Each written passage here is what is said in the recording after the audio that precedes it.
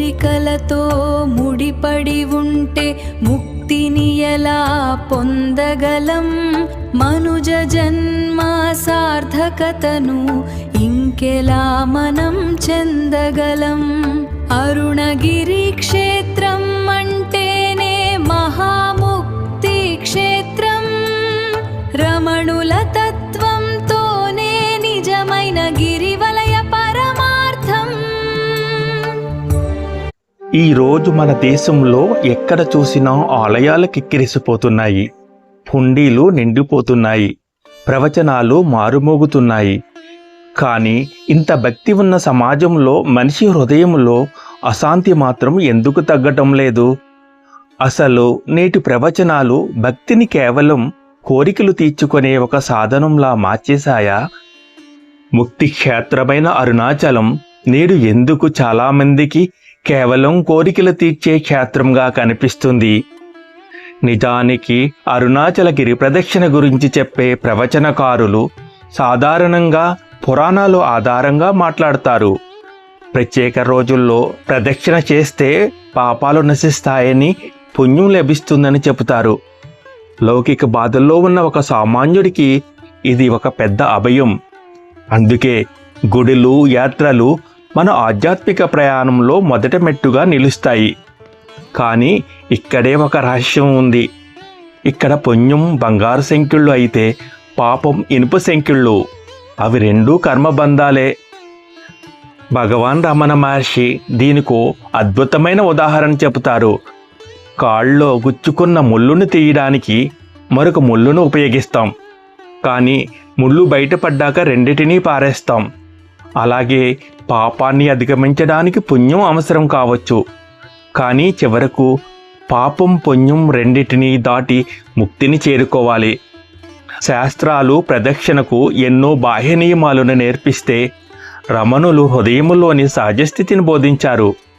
రమణుల దృష్టిలో గిరి ప్రదక్షిణ అంటే కేవలం కాళ్లతో కొండ చుట్టూ నడవడం కాదు, అది ఒక సజీవ ధ్యానం. మన నడక మొదలుపెట్టిన మొదట 2 కిలోమీటర్లు మన మనస్సు బాహ్య విషయాల చుట్టూ తిరగొచ్చు.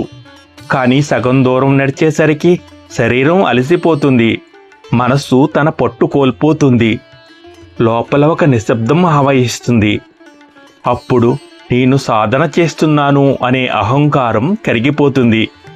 సరిగ్గా ఆ నిశ్శబ్దంలోనే ఒక ప్రశ్న ఉద్భవిస్తుంది, నేను ఎవరు అని. ఆ ప్రశ్నే మన అహాన్ని కరిగించి మన నిజస్వరూపాన్ని చూపిస్తుంది.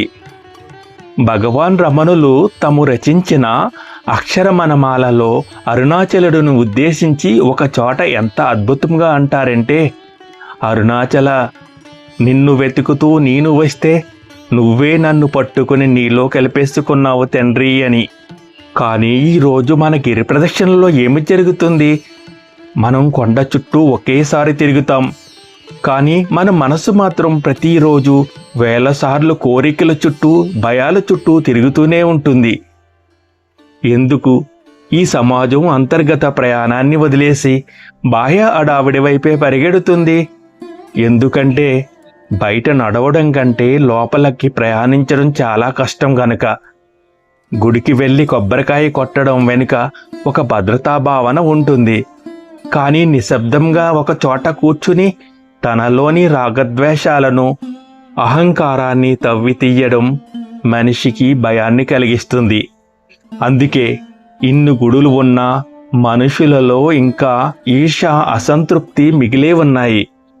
భగవాన్ రమణ మహర్షి అంటారు, అరుణాచలం అంటే ఆత్మ.